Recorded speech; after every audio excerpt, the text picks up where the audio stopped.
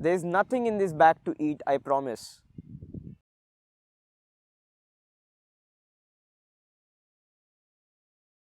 Hey guys, I'm Saurav. Welcome to the channel. As usual, it's a very windy day, so I am again sorry for the bad quality audio. I don't know why I do the same mistake again, but it's just that the weather is so good. I love shooting outdoors. Coming back to the topic, I was actually down with COVID for the last couple of weeks, and that was the reason I took a break from making videos. And yes, the condition was not that good, but the good news is I have recovered now and I'm back to shooting videos. I guess it will take a week's time for me to roam around and shoot the usual kind of videos. For this one, I want to sit back and I want to analyze and review the photos that I have taken since the day I moved to Canada. I have made these kind of videos before where I review your photos, but this will be different because these are my photos, so it's a different experience for me. I guess I and you, we both will learn something from it. I might be a bit low on the energy part because of COVID, but I'm super excited as usual. So without wasting any time, let's get started.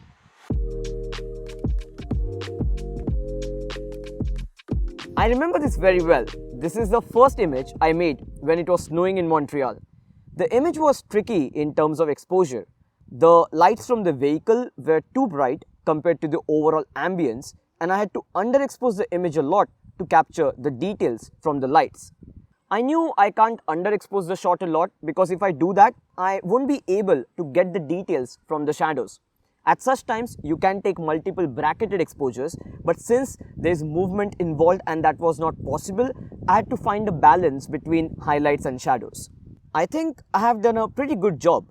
This was shot at 135mm, and because of the focal length, there's good enough compression. I've used a fairly faster shutter speed to freeze the snowfall as well.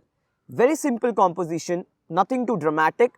I was low to the ground to add some depth, and I'm very happy with the way this image turned out. It has a snowy feel to it, and it looks like it's from a comic book sort of. When the weather is not good, it's raining heavily or it's snowing, and it's possible for you to go out, make sure to protect your camera gear as well. If it's possible for you to go out, please do go out and take images, because those are the times when you're going out of your comfort zone and taking the images, and these images will be different from others because others are not taking those extra efforts. Don't be lazy, don't sit at home, go out and shoot.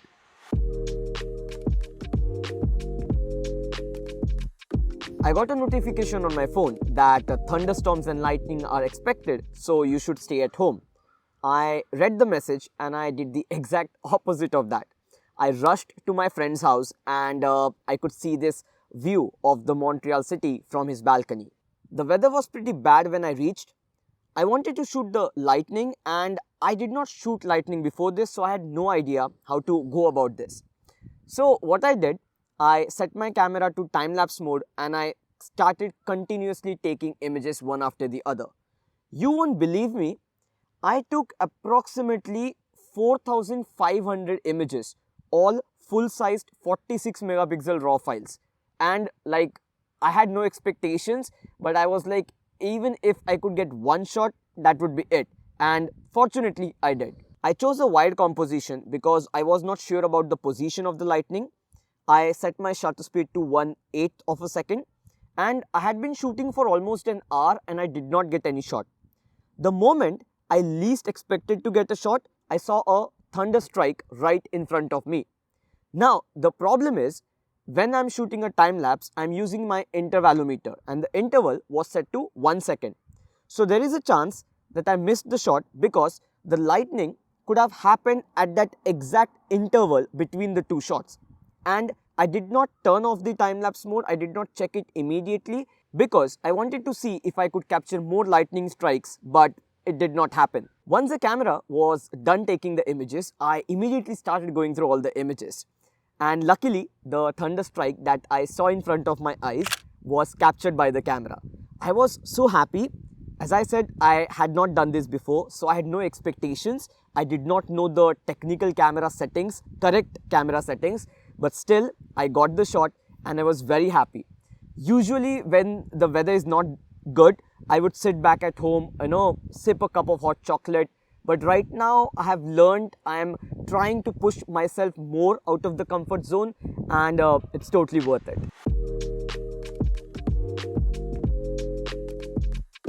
So I was at a metro station and I was about to pack my camera, and I see this man standing in front of me on the opposite platform. I had a 35mm lens attached to my camera and I needed something more than that.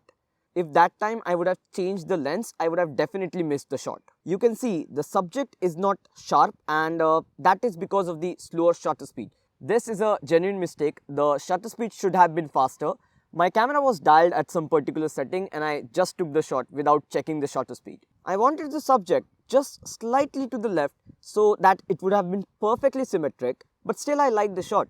It's not technically perfect, but I like the lighting and the composition behind this image. There's a spotlight at the center and these act as leading lines. The subject is wearing darker clothes that helped with the feel of the image. There's a bit of color because of the bag and the shoes, and even that is helping because I was going for a dark, warm look. I could have brought out the details in the shadows, but I intentionally did not. I was going for a low-key look. If I had more time, I would have chosen a different lens. I would have maybe dialed the right camera settings, but photography is not always about being technically correct. If the image is able to convey a story, I feel that solves the purpose. For me, the story was the man is waiting alone for the last train so that he could go home, something like that. Although not perfect, I really like this image. This is from my recent trip to Gaspé. I went with my friends. It was a university trip, and believe me, it's been 10 months that I've come to Canada, and this is the only landscape image I've taken. I call myself a landscape photographer, but unfortunately I did not get the opportunity because of my university exams and stuff to go out and shoot landscape. So when I got to know about the trip, I was already very excited. Talking about the image, I intentionally used a wide angle lens. This was shot at 18mm.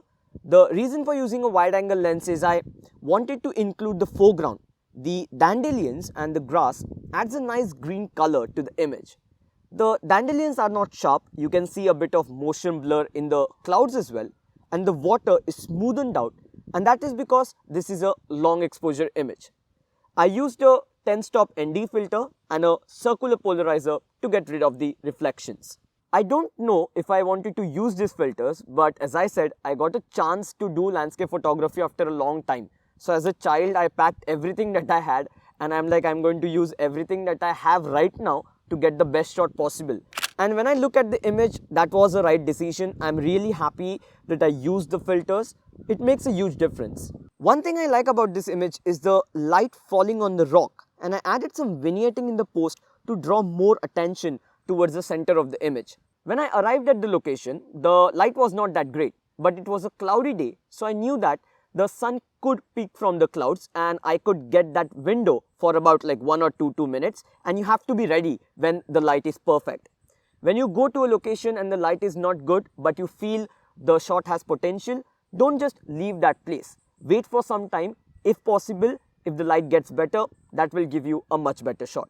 We have seen 4 images till now, and I was not going to do a 5th one, but since the light has improved and I'm looking so good today, just kidding, I have a 5th image to talk about, and that is again from the winter season. It was snowing heavily. Whenever I used to see it was snowing outside, I used to rush 9 out of 10 times out of my home and I used to start shooting streets. The beauty of shooting street is I have no expectations when I'm going out and I'm shooting with an open mind. As soon as I left my building, this is the first frame that is in front of me.